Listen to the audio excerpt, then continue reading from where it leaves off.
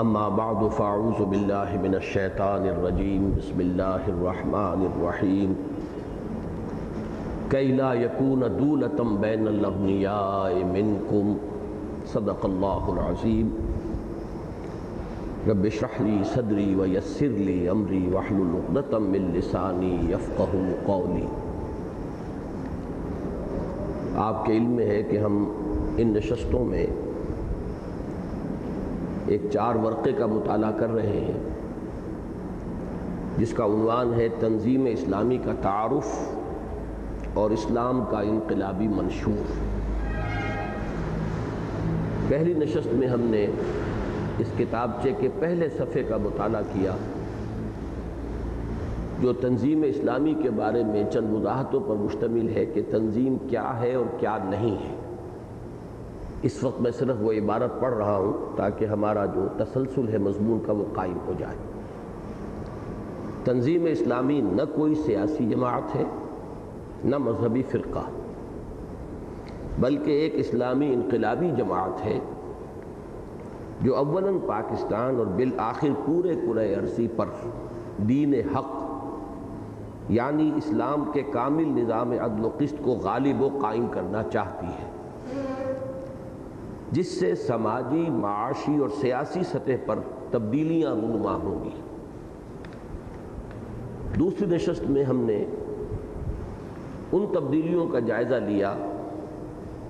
جو اسلامی انقلاب کے نتیجے میں یا دین حق کے غلبے کے نتیجے میں یا اسلام کے نظام عدل اجتماعی کے قیام کے نتیجے میں ہماری اجتماعی زندگی کا جو گوشہ سماجی زندگی کہلاتا ہے اس میں رونما ہوں گی۔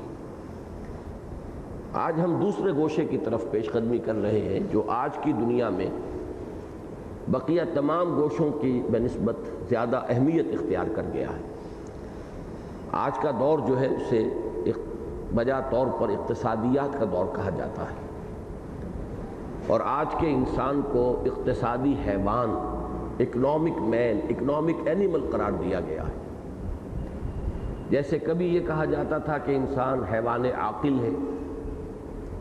کبھی یہ کہا جاتا تھا کہ انسان حیوان ناطق ہے،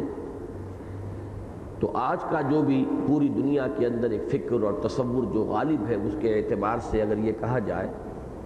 کہ انسان ایک اقتصادی حیوان ہے تو یہ بات غلط نہیں ہوگی،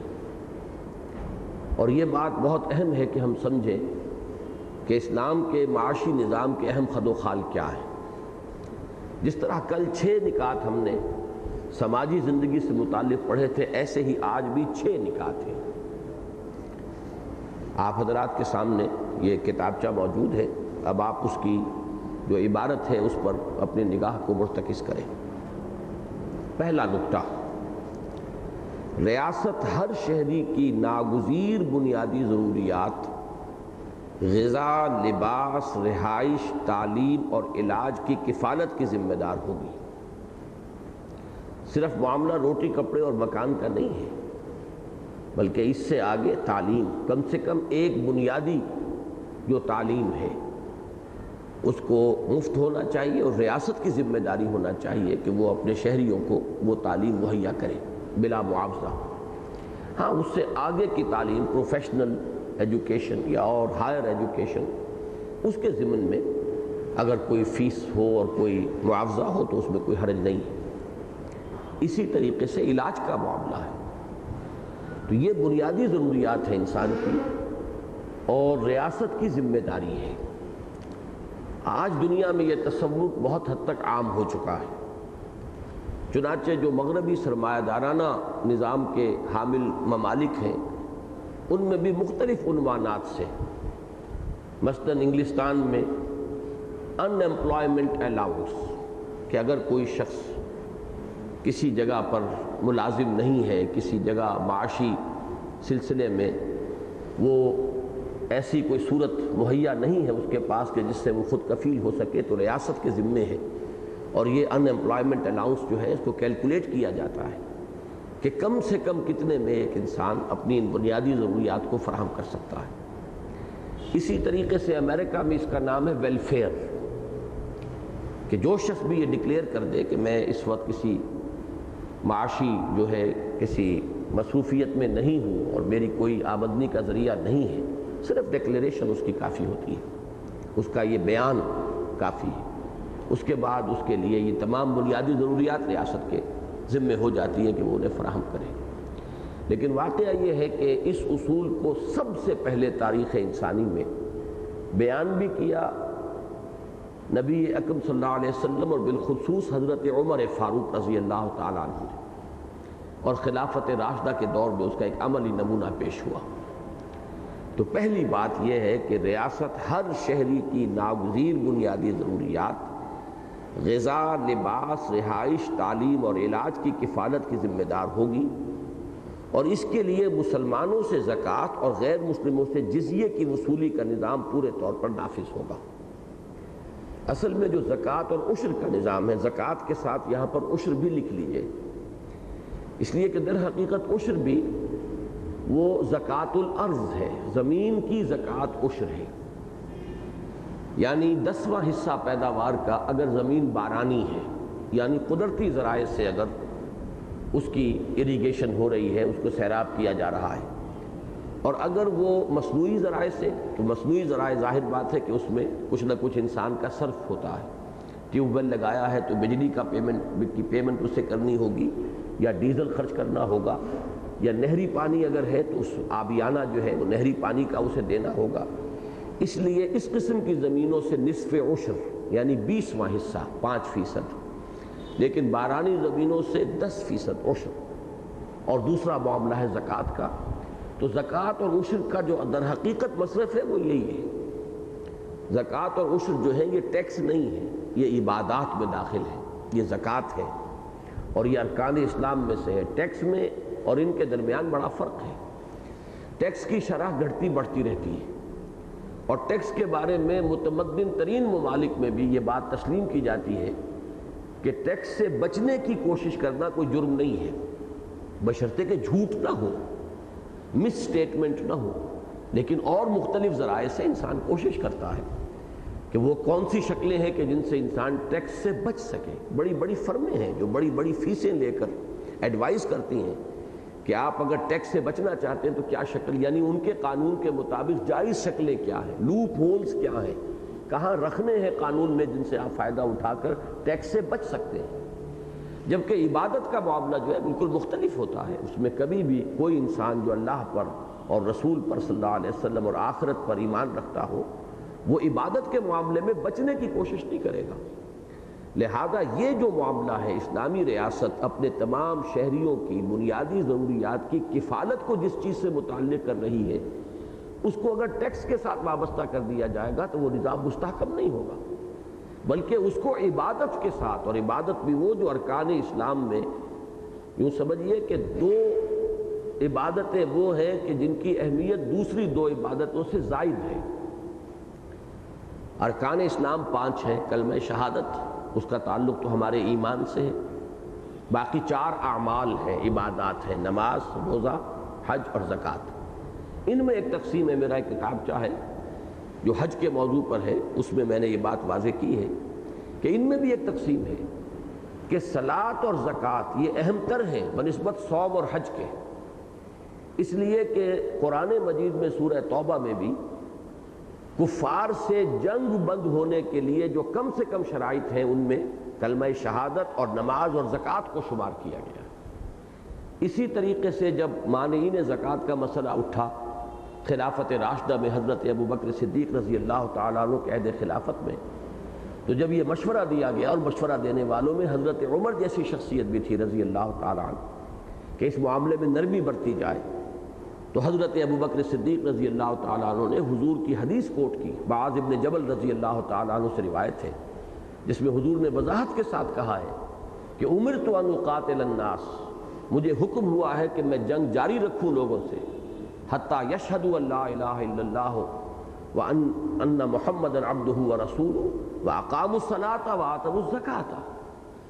جب تک کہ وہ گواہی نہ دیں کلمہ شہادت کی، اور نمبر 2 نماز قائم نہ کریں اور زکوٰۃ ادا نہ کریں۔ تو قرآن مجید میں سورہ توبہ میں اور ان احادیث میں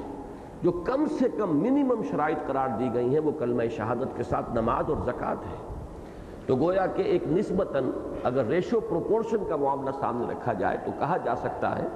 کہ حج اور صوم کے مقابلے میں صلاۃ اور زکوٰۃ جو ہے وہ اہم تر ہے۔ یہ ساری وضاحت اس لیے میں نے کی ہے کہ اسلام میں اس کی اتنی اہمیت ہے کہ یہ بنیادی ضروریات فراہم کی جائیں تمام شہریوں کو، کہ اس کے لیے جو بنیاد قرار دی گئی ہے یعنی زکوٰۃ اور عشر کا معاملہ، اس کو عبادات میں شامل کیا گیا ہے، اور عبادات میں سے بھی وہ دو عبادات کہ جو قتال کے خاتمے کے لیے منیمم شرائط کی حیثیت رکھتی ہے۔ اس کے ضمن میں علامہ اقبال کا ایک شعر میں نے یہاں کوٹ کیا ہے کہ کس نہ باشد در جہاں محتاج کس، نقطہ شرع مبین اینست و بس۔ شرع مبین یعنی شرع محمدی صلی اللہ علیہ وسلم کا نقطہ اہم ترین یہ ہے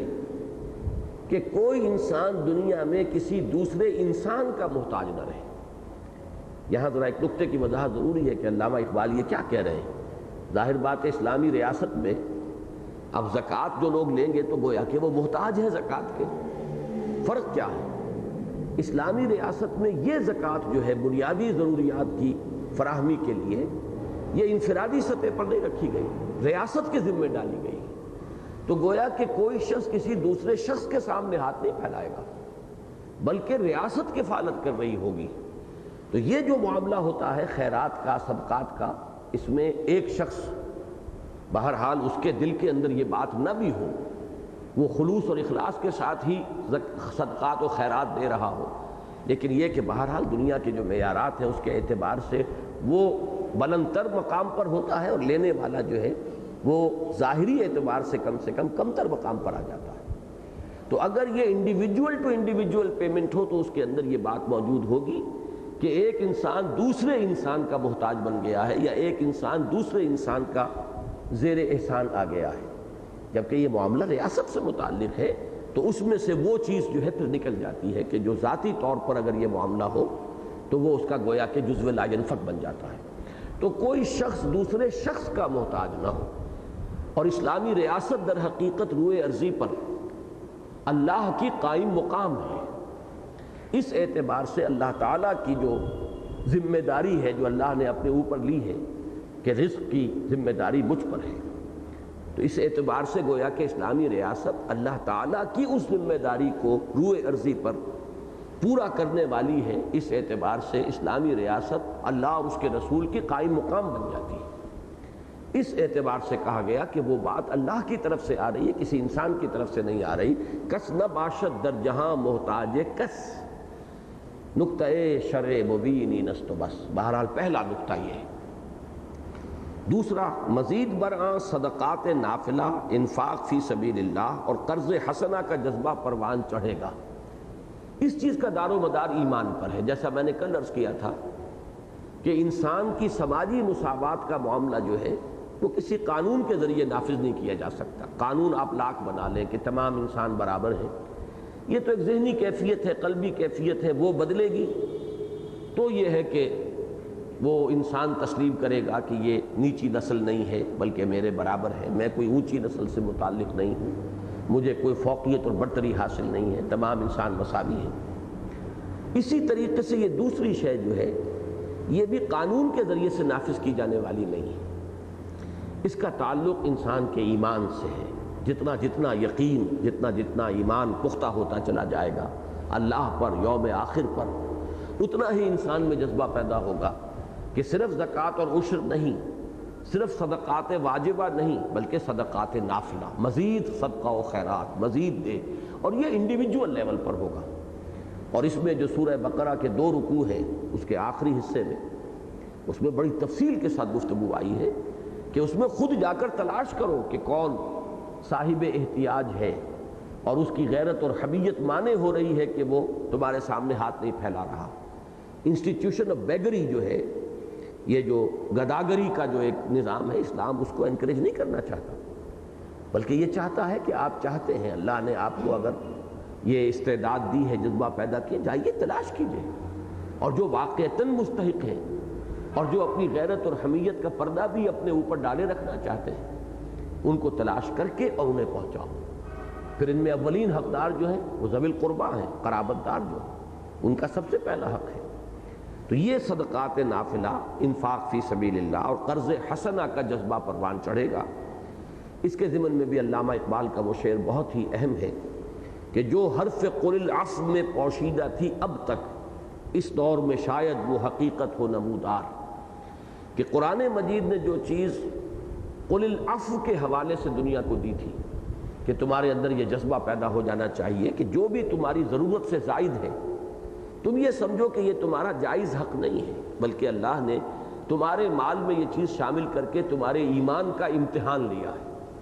در حقیقت تو یہ فی اموالہم حق معلوم للسائل والمحروم، جو محرومین ہیں در حقیقت یہ ان کا حق ہے، اخلاقی اعتبار سے، ایمانی اعتبار سے، روحانی اعتبار سے، البتہ قانونی اعتبار سے آپ کا ہے۔ اگر آپ نے جائز ذریعے سے کمایا ہے اور زکوٰۃ اس میں سے دے دی ہے تو وہ آپ کا ہے قانونی اعتبار سے، لیکن قانون اور اخلاق میں فرق ہے۔ تو اخلاق اور روحانیت کی سطح پر، درجہ احسان و ایمان کی سطح پر یہ در حقیقت آپ کا مال نہیں ہے، اس کو پہنچا دیجئے۔ اس کے اصل حقدار وہ ہیں کہ جو محروم ہیں، جو محتاج ہیں، ان کو پہنچا کر حق بحقدار رسید کا معاملہ کر کے اللہ کے ہاں سرخرو ہو جائیے۔ لیکن قرآن نے یہ رکھا تھا والنٹری بیسس پر، اپنی مرضی سے، اپنے جذبہ ایمانی سے، اپنی آخرت کی جزا طلبی کے جذبے کے تحت انسان یہ کرے۔ لیکن وہ زمانہ آ گیا ہے کہ اس شے کو دنیا نے پھر قانون کے ذریعے سے نافذ کرنے کی کوشش کی، یعنی یہ جو کمیونزم کا نظام ہے یہ کیا تھا؟ در حقیقت اسی ضرورت کو انہوں نے جبر اور قانون کے ذریعے سے، میں تھا اس لیے کہہ رہا ہوں کہ وہ نظام جو ہے اب پسپائی اختیار کر رہا ہے، غیر فطری نظام تھا، لہذا روس میں بھی اس سے پسپائی ہو رہی ہے، اور جس تیزی کے ساتھ وہ پسپائی چین میں ہو رہی ہے وہ تو اس کی تو کسی کو توقع ہی نہیں تھی۔ روس نے تو پھر بھی جو پسپائی اختیار کی تدریجاً کی ہے، لیکن چین میں تو ایک بہت بڑے دھماکے اور ایکسپلوژن کی شکل میں ہو رہی ہے۔ بہرحال وہ چونکہ غیر فطری نظام تھا، لیکن علامہ اقبال اشارہ کر رہے ہیں کہ آخر انسان کو سوچنا پڑا، انسان مجبور ہوا، تبھی یہ روس میں انقلاب آیا اور تبھی دنیا کے اتنے بڑے رقبے کے اوپر وہ جو اشتراکی نظام ہے وہ قائم ہوا۔ تو در حقیقت اس کے حوالے سے کہہ رہے ہیں کہ اس کی وجہ سے شاید کہ آج دنیا اس حکم قل العفو یسألونک ماذا ینفقون قل العفو جو فرمایا گیا قرآن مجید میں کہ اے نبی یہ آپ سے پوچھتے ہیں کہ کتنا خرچ کریں اللہ کی راہ میں، کہہ دیجیے جو بھی تمہاری ضرورت سے زائد ہو۔ تو اس حکم کی حکمت اور اس حکم کی اہمیت آج انسان پر آشکارا ہو جائے گی، جبکہ انسان نے اس اصل ضرورت کو اس شدت سے محسوس کیا کہ جبر اور قانون کے تحت اس کو نافذ کرنے کی کوشش کی۔ یہ گویا کہ افراط و تفریط ہے۔ انسان کا معاملہ یہی ہوتا ہے، یا ایک انتہا پر یا دوسری انتہا پر، یا تو سرے سے یہ تصور نہیں تھا یا تصور آیا تو جبر کے ساتھ آیا، جبکہ اسلام نے ایک بہترین معتدل راستہ دیا کہ ایک حد تک تو جبر بھی ہے، زکوٰۃ تو جبراً بھی لی جائے گی، البتہ یہ اس سے آگے یہ آپ کے اخلاق پر، آپ کے ایمان باللہ پر، آپ کے جذبہ احسان پر، آپ کے ایمان کی گہرائی پر اس کا دار و مدار ہے کہ جتنا آپ کو یقین اللہ پر اور آخرت پر ہوتا چلا جائے گا، آپ خود اپنی ضروریات کو سکیڑیں گے، سمیٹیں گے، کم سے کم تر کریں گے تاکہ زیادہ سے زیادہ آپ اللہ تعالیٰ کے بینک میں جمع کرا سکیں۔ وہ بھی تو سب سے بڑا بینک ہے، جو کچھ آپ دے رہے ہیں گویا کہ وہ آپ آخرت کے لیے توشہ جمع کرا رہے ہیں۔ تو یہاں پہ آپ اپنی جو ضرورتیں ہیں ان کو کم سے کم تر کریں گے تاکہ آپ زیادہ سے زیادہ ڈپازٹ جو ہے اللہ تعالیٰ کے اس اخروی بینک کے اندر جمع کرا سکیں۔ تو یہ ہے اسلام کا وہ درمیانی نظام۔ زکوٰۃ کے بارے میں ایک بات اور نوٹ کر لیں کہ زکوٰۃ کو دو حصوں میں سمجھ لیجئے، ایک اموال ظاہرہ، ایک اموال باطنہ۔ چونکہ زکوٰۃ میں نے ابھی لفظ استعمال کیا جبراً بھی لی جائے گی۔ اب جبراً کو اگر تمام مال پر عائد کر دیا جائے اس جبر کو، تو بڑی ہی یعنی یوں سمجھیے کہ ناگوار، ناخوشگوار قسم کی صورت پیدا ہو جائے گی۔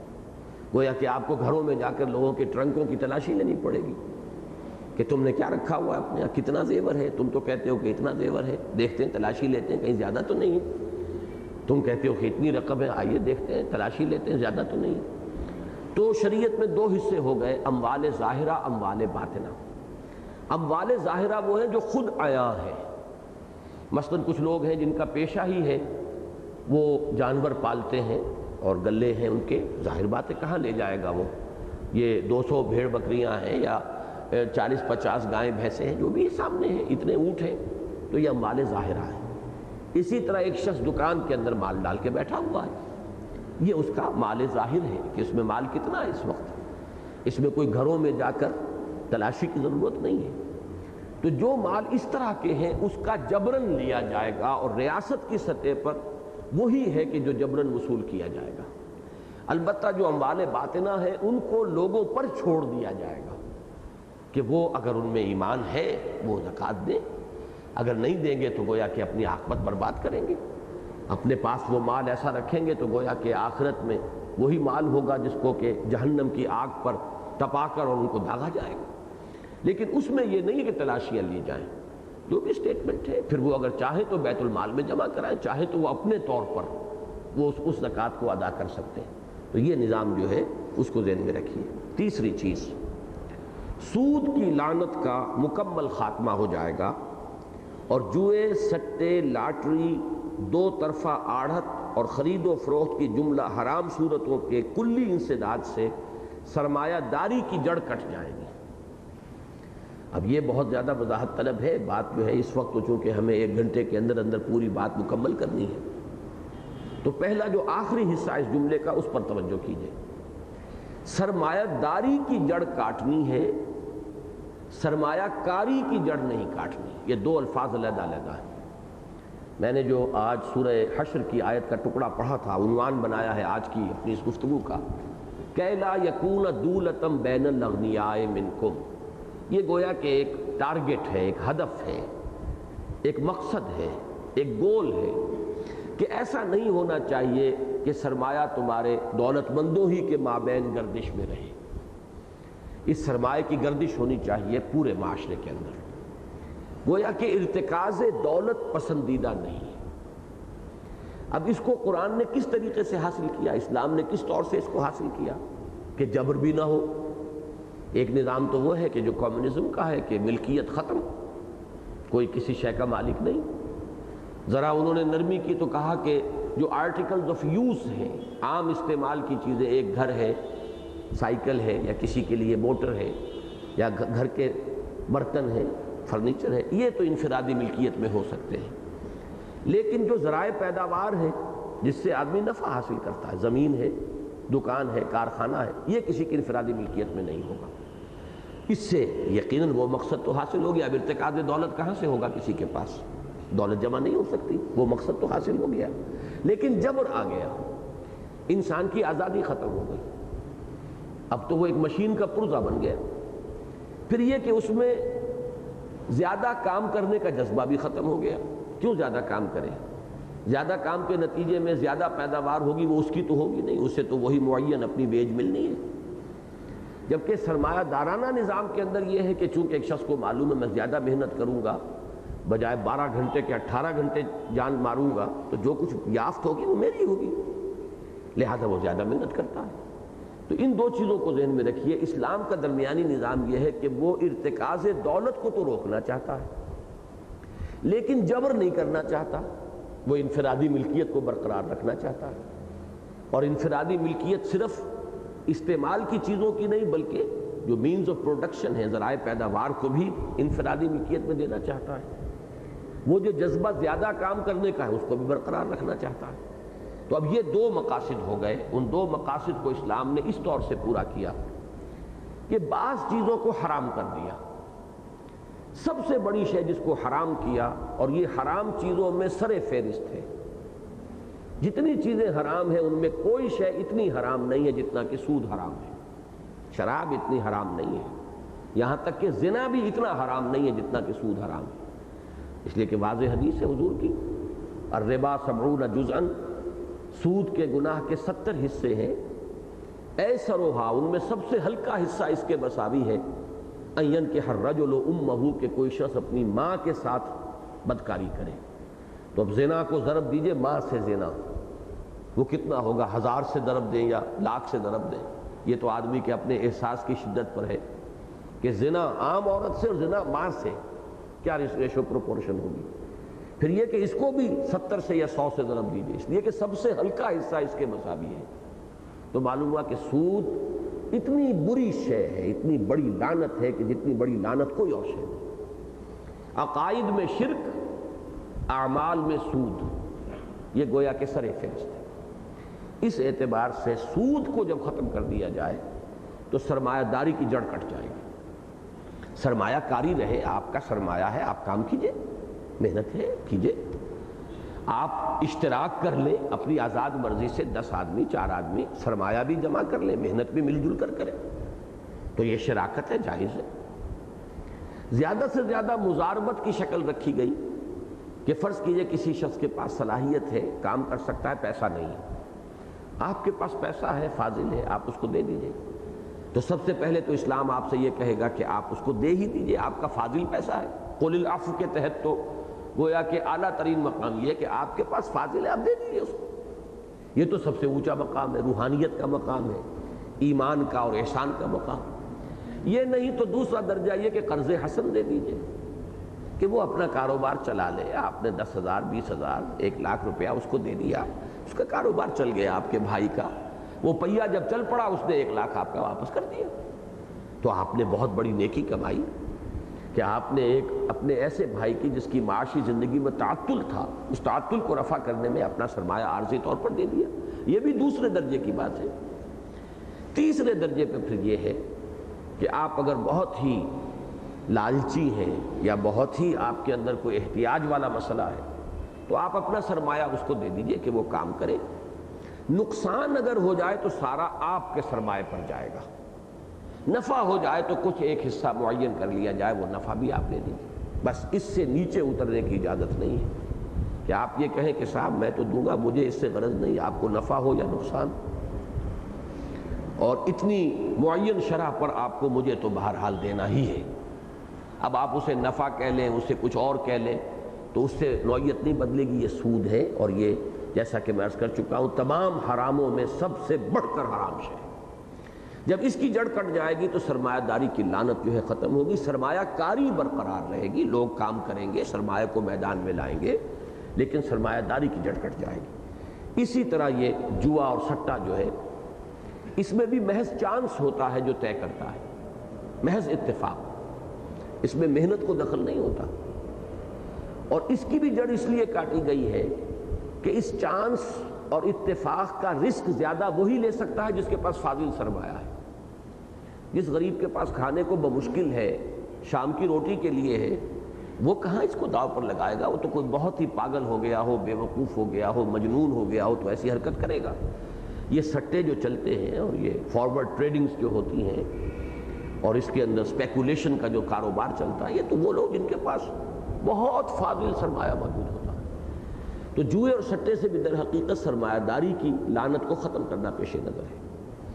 اسی طرح بعض کاروباری ذرائع طریقے ایسے ہیں کہ جن میں پروڈکٹیوٹی کوئی نہیں ہوتی، کوئی محنت جو ہے کسی شے کو پیدا کرنے میں یا کسی شے کے اندر ضروری جو ایک مزدوری ہے اس میں نہیں لگی کوئی محنت، صرف سرمایہ کے بل کے اوپر آپ کما رہے ہیں۔ مثلا آڑھت ہے، آڑھتی تو اپنے اڈے پر بیٹھا ہے، نہ وہ زمین میں کاشت کر رہا ہے، نہ وہ مال جو ہے جنس جو ہے وہ کھیت سے یہاں لا رہا ہے۔ جس نے محنت کی ہے کھیت کے اندر اس کا ایک حصہ ہے جائز، اس نے تو اپنے خون پسینے سے اس کے اوپر اپنا حق ثابت کیا۔ جس مزدور نے اس کو اٹھا کر ٹرک میں رکھا ہے اس نے بھی ایک محنت کی، اس کو اس محنت کا معاوضہ ملنا چاہیے۔ وہ ٹرک جو اسے لے کر آ رہا ہے شہر تک، منڈی تک، اس نے بھی محنت کی ہے، اس کو بھی معاوضہ ملنا چاہیے۔ لیکن یہ آڑھتی صاحب کس چیز کا معاوضہ لے رہے ہیں؟ ان کی کون سی محنت ہے سوائے اس کے کہ ایک سرمایہ ہے اور سرمایہ لے کر اڈا بنا کر بیٹھ گئے ہیں، اور دو طرفہ لے رہے ہیں، خریدار سے بھی اور فروخت کنندہ سے بھی۔ یہ حرام مطلق ہے، اس میں کوئی شک نہیں۔ اور آج کس بڑے پیمانے پر دھڑلے کے ساتھ حاجی اور نمازی اور ہر سال عمرے کرنے والے اور کس طریقے سے وہ دین کی خدمتیں کرنے والے اور مسجدوں کی خدمت کرنے والے، علماء کرام کی خدمتیں کرنے والے، اکثر و بیشتر لوگ تو یہی۔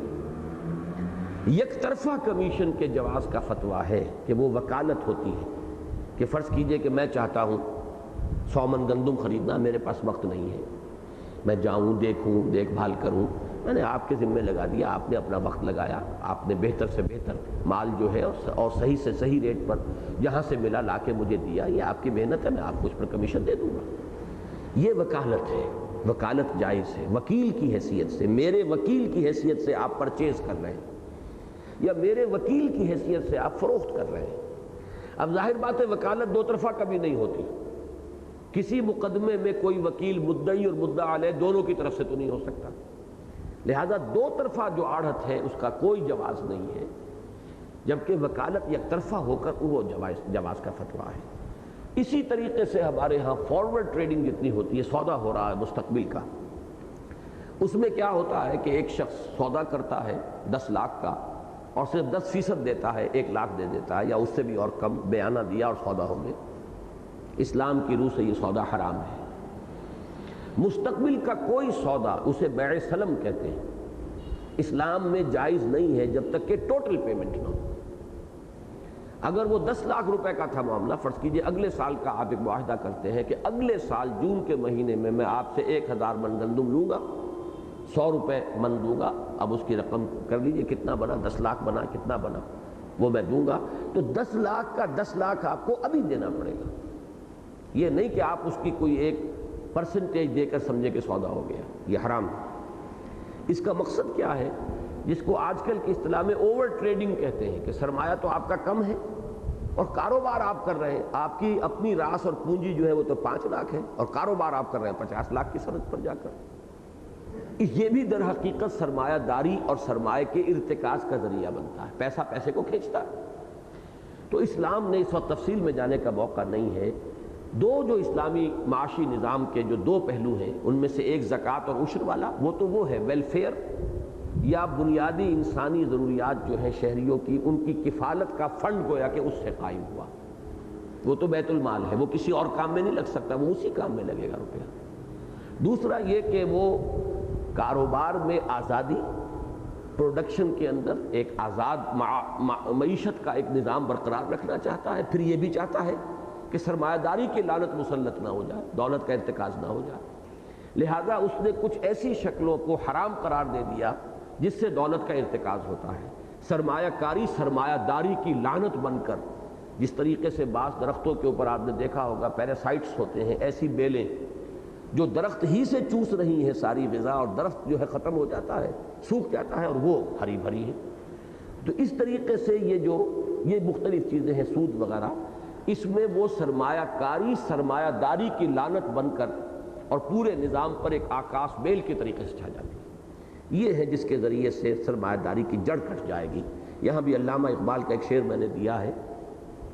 از ربا جاں تیرا دل چوں خشت و سنگ، آدمی در رندہ بے دندان و چنگ۔ اس قدر شدت گہری علامہ اقبال کے ہاں ہے ان چیزوں میں، اور کہیں آپ کو نہیں ملے گی۔ جیسے عظمت قرآن کا جس درجے انکشاف معلوم ہوتا ہے کہ ایک شخص واقعتاً دیکھ رہا ہے کسی شے کو، اس کا ایک ایسا ذاتی تجربہ ہے کسی شے کی عظمت کو، وہ اپنے دل کی نگاہ سے دیکھ کر بیان کر رہا ہے،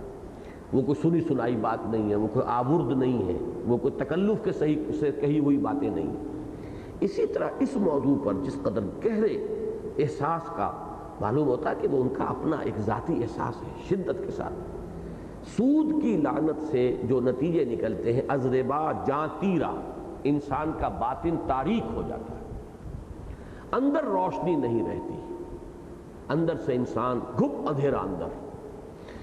دل چوں خشت و سنگ، دل ایسے ہو جاتا ہے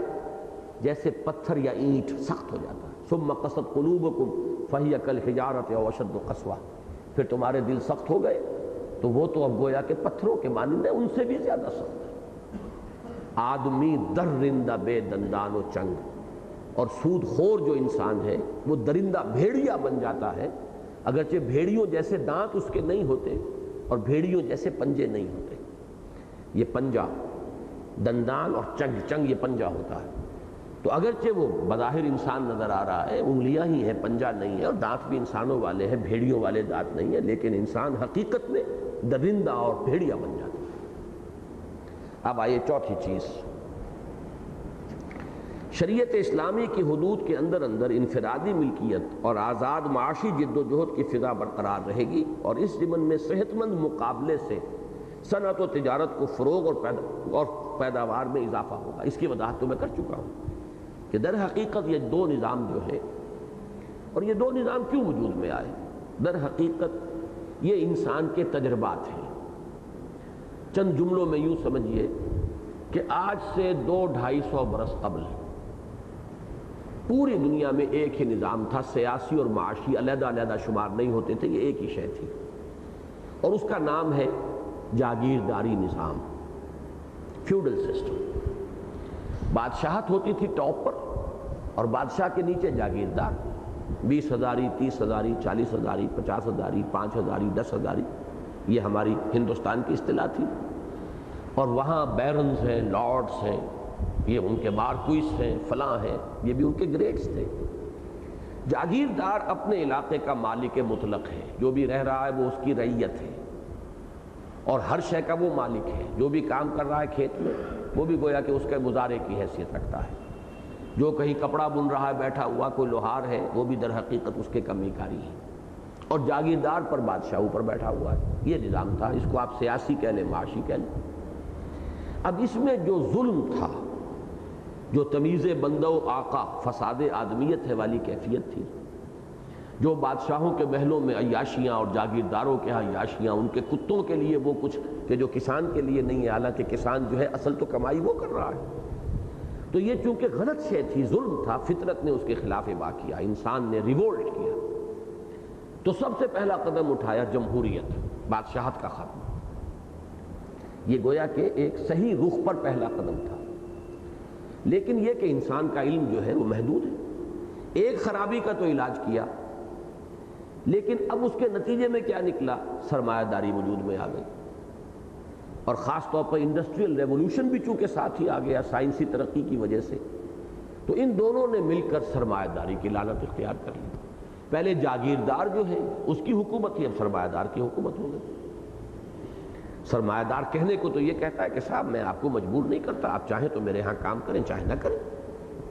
لیکن مزدور تو کام کرنے پر مجبور ہے، اس لیے کہ وہ اگر 2 دن کام نہیں کرے گا اس کے گھر میں فاقہ آ جائے گا۔ سرمایہ دار 10 دن کیا 1 مہینہ 1 سال بھی اپنی فیکٹری بند کرے تو اس کے بچے کو تو فاقہ نہیں آتا،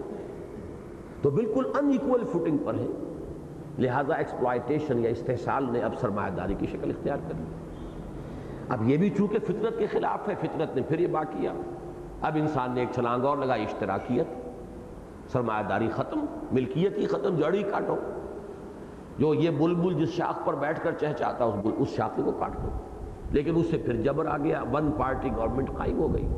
اور بدترین آمریت آ گئی۔ یہ سب ٹھوکریں ہیں جو انسان کھا رہا ہے، اس لیے کہ جو وحی کی رہنمائی ہے اس کو وہ اختیار نہیں کر رہا۔ وحی کی رہنمائی یہ ہے کہ آزادی بھی برقرار رہے، فری انٹرپرائز بھی ہو، پرسنل انسینٹیو بھی ہو، زیادہ کام کرنے کا جذبہ بھی ہو، ایک آزاد فضا بھی ہو، آدمی بالکل نہ جاگیردار کا غلام ہو، نہ سرمایہ دار کا غلام ہو، نہ کسی ایک پارٹی کا غلام ہو کر رہ جائے۔ لیکن یہ ہے کہ سرمایہ داری کی لعنت بھی نہ ہو، جبر بھی نہ ہو۔ ان تمام چیزوں کو اسلام نے اس طریقے سے اپنے نظام میں سمو دیا کہ صحت مند مقابلہ جو ہے اس کی فضا برقرار رہے، آزاد معیشت کی، آزاد جد و جہد کا جذبہ جو ہے انسان میں وہ بھی برقرار رہے، لیکن یہ لعنت سرمایہ داری کی جو ہے وہ مسلط نہ ہو۔ 5ویں بات، آجر و مستاجر۔ ہمارے ہاں یہ لفظ غلط استعمال ہوتا ہے، آجر اور اجیر۔ عام طور پر یہ سمجھتے ہیں کہ جو اجرت پر کسی سے کام لیتا ہے وہ شاید آجر ہے، اور جو کام کرتا ہے اجرت پر وہ اجیر ہے۔ حالانکہ غلط ہے، یہ دونوں لفظ ہم معنی ہے، آجر بھی اور اجیر بھی،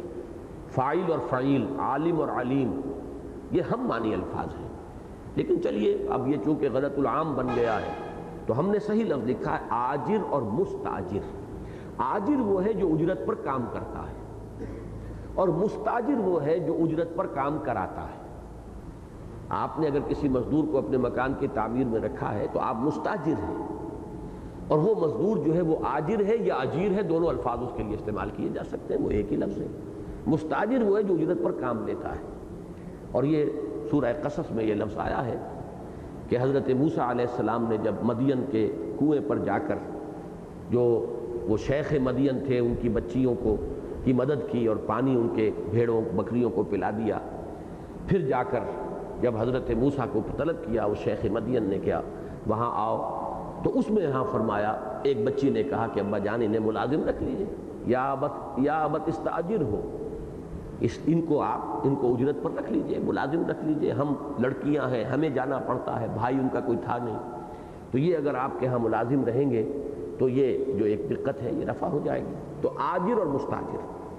یعنی مزدور اور کارخانے دار کے درمیان اسلامی اخوت اور عدل و انصاف کے علاوہ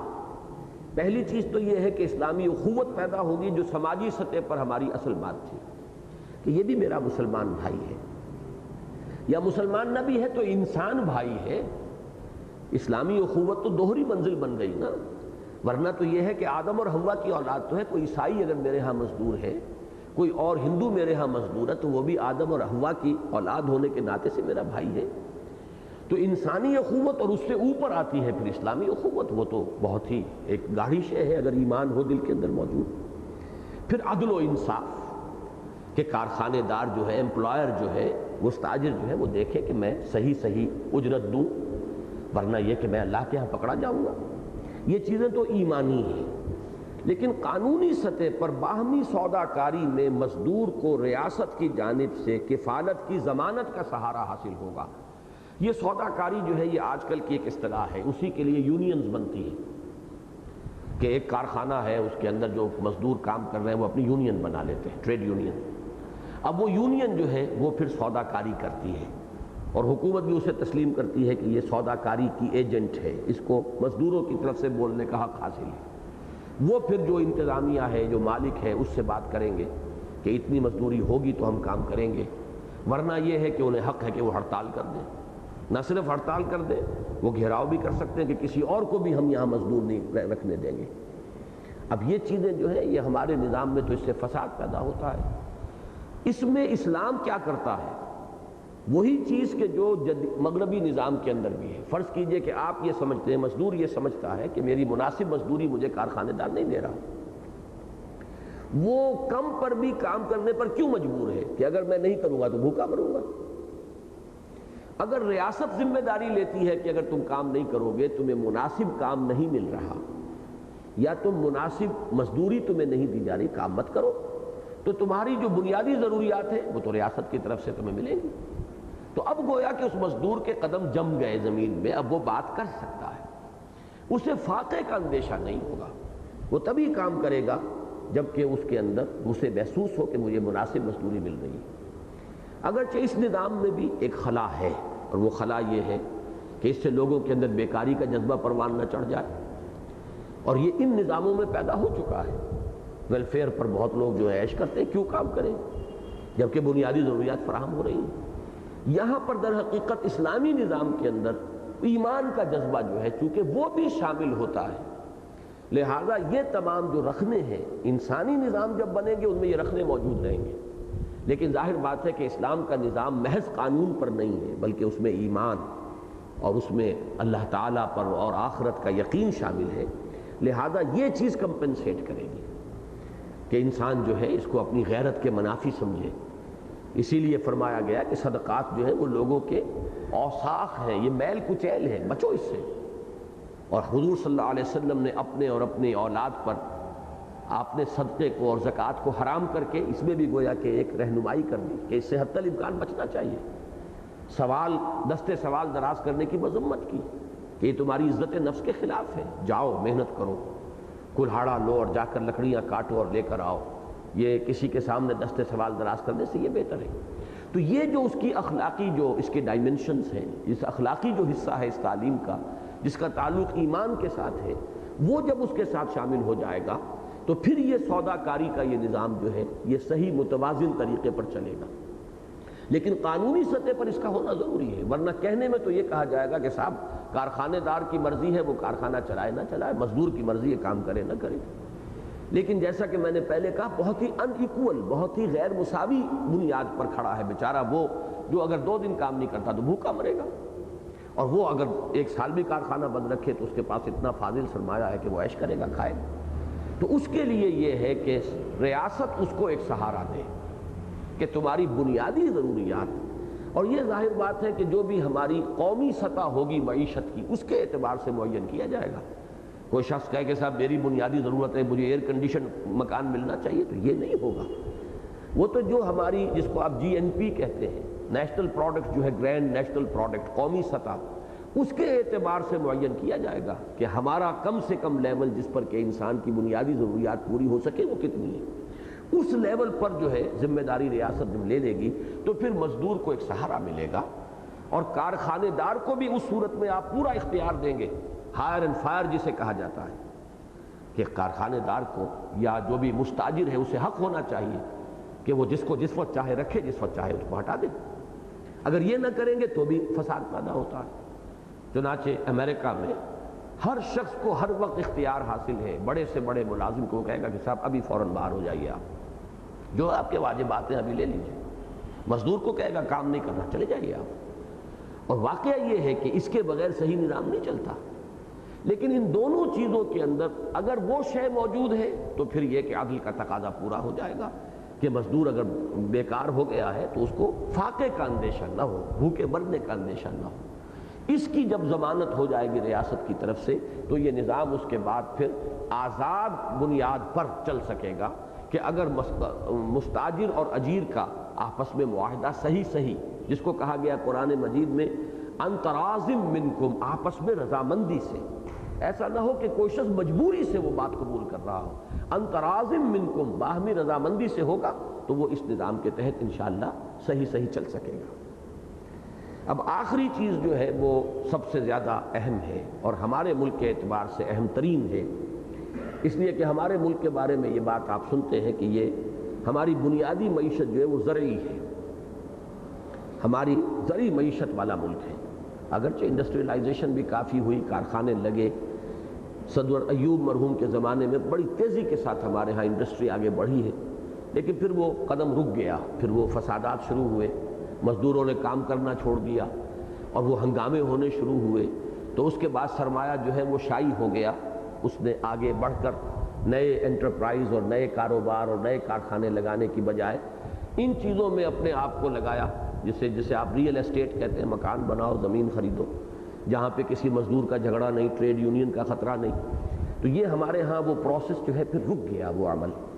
بہرحال تاحال یہ کہا جائے گا کہ ہمارا ملک جو ہے پاکستان بنیادی طور پر اس کی معیشت جو ہے وہ زرعی ہے، اور اس زرعی معیشت کے اندر سب سے بڑی لعنت وہ زمینداری اور جاگیرداری کا نظام ہے جو ابھی تک انٹیکٹ ہے، ابھی تک وہ برقرار ہے۔ اگرچہ 2-3 مرتبہ زرعی اصلاحات کی گئی ہیں لیکن وہ بالکل دکھاوے کی ہیں، ان کی کوئی ایسی حقیقی تاثیر جو ہے وہ ظاہر نہیں ہوئی کہ جس سے اس نظام کی گرفت جو ہے وہ کمزور پڑ سکے۔ اس کی وجہ کیا ہے کہ یہاں جب بھی انتخابی نظام کے ذریعے سے کام چلایا جائے یا مارشل لا ہو، دونوں صورتوں میں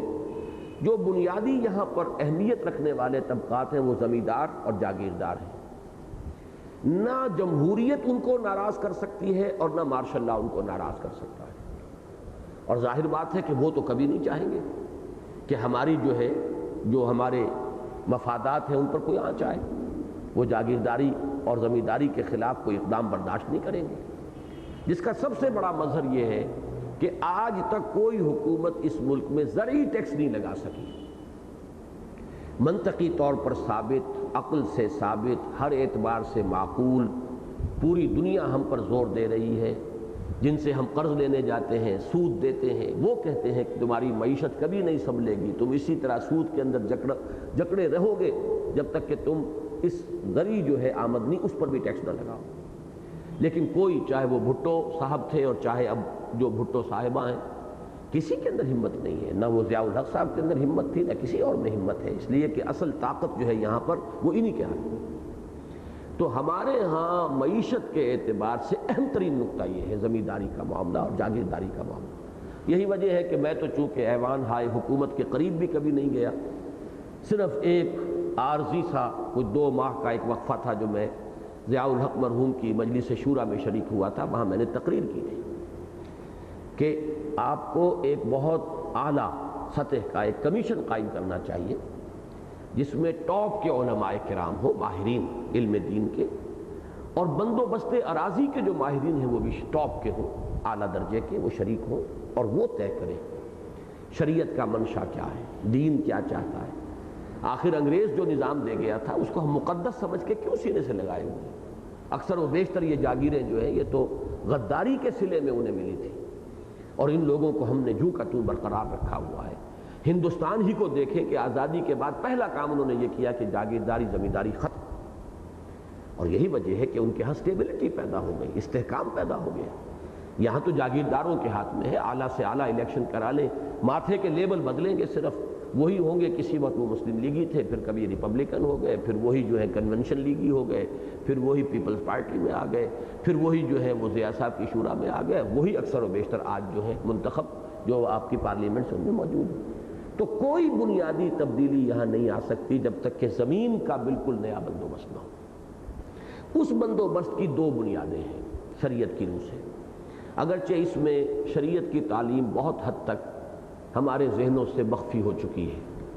چونکہ صدیوں پر صدیاں بیت گئی اور وہ نظام ختم ہو گیا تھا۔ پہلی بات یہ ہے کہ یہ تمام اراضی جو ہے خراجی ہیں، یہ عشری نہیں ہے۔ یہ میری رائے ہے، بہت سے علماء کی رائے ہے، لیکن میں نے اسی لیے کہا تھا کہ میری رائے تو نہیں، اس پر تو کمیشن بٹھائیے آپ، جو جید علماء ہیں وہ جمع ہو، سوچیں۔ اس کا مطلب یہ ہے کہ یہاں کسی کی زمین جو ہے اس کی ملکیت نہیں ہے، بلکہ ساری زمین جو ہے وہ ریاست، اسلامی ریاست کی ملکیت ہے۔ گویا کہ اسلامی ریاست اگر اس اصول کو ہم تسلیم کر لیں تو اسے حق حاصل ہوگا کہ بالکل نیا بندوبست اراضی کرے کہ زمین انہی کے پاس ہو کہ جو زمین کو کاشت کریں، اور ان سے براہ راست خراج جو ہے وہ بیت المال میں جائے گا، خزانے میں جائے گا، درمیان میں زمیندار نہیں ہوگا کہ لائنس شیئر جو ہے وہ اس میں سے وہ لے جائے۔ دوسری صورت یہ ہے کہ اگر عشری بھی مانی جائے بالفرض، تو مزارعت کے بارے میں ہمارے ہاں امام ابو حنیفہ اور امام مالک رحمہم اللہ دونوں کا متفقہ فیصلہ یہ کہ مزارعت حرام ہے۔ یہ سود ہی ہے اصل میں زمین کا، کہ کاشت کوئی اور کر رہا ہو اور صرف زمین کا مالک ہونے کے ناطے کوئی شخص اس میں سے حصہ لے جائے۔ جیسے سود میں یہ ہوتا ہے کہ سرمایہ آپ کا، کام کوئی اور کر رہا ہے، اور آپ نے اب سرمایہ کے بل پر پیسہ لے لیا۔ اسی طریقے سے زمین کے اندر اگر آپ مالک ہونے کے ناطے سے اس میں سے حصہ لے رہے ہیں تو گویا کہ یہ بھی قریب آ جاتا ہے سود کے۔ تو یہ ہے، اگرچہ بعد میں ہمارے فقہا نے کچھ شرطیں لگا کر اس کے جواز کا فتویٰ دیا ہے۔ فقہ حنفی کا اس وقت جو فتویٰ ہے وہ یہ ہے کہ مزارعت جائز ہے، اس میں شرائط ہے کہ بیج جو ہے وہ مالک کا ہونا چاہیے تاکہ فصل برباد ہو تو بیج بھی کم سے کم اس کو بھی کوئی نقصان تو پہنچے نا، ورنہ اگر بیج بھی مزارع کا ہے اور اس کے بیل بھی اس کے ہیں تو ساری محنت، اگر فصل خراب ہو گئی، سیلاب آ گیا، کوئی اور آفت آ گئی تو مالک کا تو کچھ نہیں بگڑا، زمین وہیں کی وہیں رکھی ہوئی ہے، اگلی فصل میں پھر کاشت ہو جائے گی، اور مزارع کا تو بیڑا غرق ہو گیا۔ تو کچھ اضافی شرطیں لگا کر جواز کا فتویٰ دیا گیا، لیکن ہونا یہ چاہیے کہ اثر نو اس مسئلے پر خالص اصولی علمی کتاب و سنت کے نصوص جو مقاصد ہیں کہ کہ لا یکون دونتم بین الاغنیاء منکم، پھر جو احکام ہیں فقہا کے مابین جو اختلافات ہیں ان سب کو سامنے رکھ کر اس پر گفتگو ہو۔ کیا وقت بالکل ختم ہو گیا؟ ابھی ہے نا، تو کیا اشارے کر رہے ہیں؟ اس لیے اب پڑھ لیجئے، اس کو زیادہ وقت نہیں ہے۔ نمبر 6، جاگیرداری کی لعنت کا مکمل خاتمہ ہو جائے گا، اور خواہ امام ابو حنیفہ اور امام مالک کے اس متفقہ فتویٰ پر عمل کے ذریعے کہ مزارعت حرام ہے، ایک تو یہ شکل ہے، خواہ حضرت عمر کے اجتہاد پر مبنی فقہ حنفی کے اس فتویٰ پر عمل کے ذریعے کہ جو علاقے کسی بھی وقت بزور شمشیر فتح ہوئے تھے ان کی اراضی انفرادی ملکیت نہیں ہوتی بلکہ اسلامی ریاست کے بیت المال کی ملکیت ہوتی ہیں۔ یہ دو چیزیں ہمارے سامنے ہیں، اب ان میں سے جس کو بھی اختیار کر لیا جائے۔ بہرحال ان دو میں سے جس شے کو بھی اختیار کریں گے زمینداری کی جملہ خرابیاں ختم ہو جائیں گی، اور جب تک یہ نہیں ہوگا ہمارے ہاں کوئی معاشی عدل کا تصور قائم نہیں ہو سکتا، اور معاشی عدل سے بھی آگے بڑھ کر جو ہمارا کل کا موضوع ہے سیاسی عدل، وہ تو ہو ہی نہیں سکتا۔ اس لیے تو زمیندار جاگیردار جو ہے وہ خود بخود سیاست پر حاوی ہے۔ آپ زیادہ یہ کریں گے کہ بڑا منصفانہ انتخاب ہو جائے، کوئی اس میں کسی طرف سے عمل دخل نہ ہو، لیکن کیا کریں گے؟ مزارع جو ہے وہ تو گویا کہ رعیت ہے اپنے جاگیردار اور زمیندار کی، وہ اس کے خلاف جا کر جو ہے وہ اپنے موت کے وارنٹ کے اوپر خود دستخط کیسے کرے گا؟ لہذا جو اگلا قدم ہے سیاسی عدل، اس کا تو کوئی امکان ہی نہیں، معاشی عدل کی بھی کوئی صورت اس کے بغیر ممکن نہیں ہے۔ اور ہمارا یہ سارا معاشی نظام اسی طرح سود پر، جس میں ہم میں سے ہر شخص جو ہے، ہر بچہ جو پیدا ہوتا ہے ہماری قوم کا، وہ پیدائشی طور پر، وہ مجھے مقدار یاد نہیں ہے، 25-30 ہزار روپے کا جو ہے وہ مقروض ہو جاتا ہے، سودی قرضہ جو ہے پیدا ہوتے ہی اس کے سر پر وہ لعنت آ جاتی ہے۔ یہ کبھی ختم نہیں ہوگی جب تک کہ ہمارے یہ ریسورسز جو بنیادی طور پر زرعی ہیں، ان کا شریعت کے ان دو اصولوں میں سے کسی اصول کے تحت جب تک ایک بالکل نیا نظام نہیں بنتا، اس وقت تک کوئی تبدیلی نہیں آئے گی، کوئی معاشی عدل اور نہ کوئی سیاسی عدل قائم ہو سکتا ہے۔ تو یہ ہے اس کی اہمیت، اور یہ ظاہر بات ہے کہ بغیر ایک ٹوٹل ریولوشن ممکن نہیں ہے۔ یہ تو کسی بھی سیاسی پروسیس سے، الیکشن کے پروسیس سے یہ قطعاً ناممکن ہے۔ اس کے لیے لازم ہے کہ ایک انقلابی عمل ہو اور ایک گمبھیر اور ہمہ گیر انقلاب برپا کیا جائے۔ اس پر بھی جو مزارعت پر علامہ اقبال کے 2 شعر ہیں، واقعہ یہ ہے کہ پھر میرے پاس الفاظ نہیں ہے کہ علامہ اقبال کی اس اصابت فکر اور جو تاثر ہے اور احساسات کی گہرائی ہے، اس کو میں کن الفاظ میں خراج تحسین ادا کروں۔ فرمایا خدا عام ملت را سروری داد، اللہ تعالیٰ اس ملت کو، اس قوم کو سروری اور سربلندی اور دنیا میں عزت اور وقار عطا فرماتا ہے کہ تقدیرش بدست خیش بن مشت، جو اپنی تقدیر اپنے ہاتھ سے لکھتی ہے۔ ہاتھ سے کام کرنے کو جہاں پر سمجھا جائے گا عار، وہ قوم برباد ہو جائے گی۔ ڈگنیٹی آف لیبر، کام کرنا، ہاتھ سے کام کرنا۔ مغربی اقوام کے اندر آپ دیکھتے ہیں کہ بڑے سے بڑا انجینئر آئے گا، لیکن جب ڈیوٹی پر آئے گا وہ نکر پہن کر اور بنیان پہن کر، اور وہ جو ہے ہاتھ کالے اسی طریقے سے کر لے گا جیسے کہ کوئی مزدور کر رہا ہے۔ تو معلوم یہ ہوا کہ ہاتھ سے کام کرنے سے ہی در حقیقت قومیں جو ہیں وہ گویا کہ اپنے ہاتھ سے اپنی تقدیر لکھتی ہیں۔ اور اگر اس طرح کا نظام ہو جائے جیسے ہمارے ہاں ہے سفید پوشی کا نظام، کہ وہ کام جو ہے اس کو سمجھا جائے کہ یہ ہمارے مقام سے کمتر ہے، تو وہ قوم گرے گی۔ لیکن اس کے بعد دوسرا مصرع ہے، با قوم سروکار نہ دارد، اللہ تعالیٰ اس قوم سے کوئی تعلق رکھتا ہی نہیں۔ سروکار آپ کہتے ہیں، مجھے کیا سروکار؟ اللہ تعالیٰ کا سروکار ہی نہیں، اللہ اس سے اپنی نگاہ پھیر لیتا ہے۔ وَتَوَلَّوْا وَاسْتَغْنَى اللَّهُ، جیسے کہ لوگ نگاہیں پھیر لیتے ہیں تو اللہ تعالیٰ بھی اپنی توجہ ہٹا دیتا ہے۔ تو با قوم سروکار نہ دارد کہ دہقانش برائے دیگراں کشت، کہ جس قوم کا دہقان کسی دوسرے کے لیے بو رہا ہے، کھیتی کر رہا ہے اپنے لیے نہیں، زمیندار کے لیے، اور جب وہ فصل کٹے گی تو آ جائے گا زمیندار اور اس کے غنڈے جو ہیں وہ آ جائیں گے اور بہترین جو ہے اس کا مال وہ لے کر چلے جائیں گے۔ جس قوم کے اندر یہ نظام ہے کہ دہقانش، اس کا دہقان برائے دیگراں، اپنے لیے نہیں دوسروں کے لیے وہ اگر کاشتکاری کر رہا ہے، اس قوم سے اللہ کو کوئی سروکار نہیں۔ تو مزارعت کے موضوع پر یہ نہایت عمدہ شعر ہے۔ بہرحال یہ 6 نکات ہیں کہ یہ اگر پورے ہوں تو گویا کہ اسلام کا معاشی عدل کا نظام جو ہے وہ برور کار آیا۔ اگر نہیں تو نعرے ہیں، نعرے لگاتے رہیں، اس سے حاصل کچھ بھی نہیں ہوگا۔ اللہ تعالی ہمیں توفیق دے کہ ہم اس مکمل نظام عدل و قسط کو، یعنی دین حق کو، پورے کے پورے دین حق کو اپنے لیٹر اور اسپرٹ، لفظ اور روح کے ساتھ نافذ اور قائم کرنے کے لیے سر دھڑ کی بازی لگانے کا عزم کر لیں۔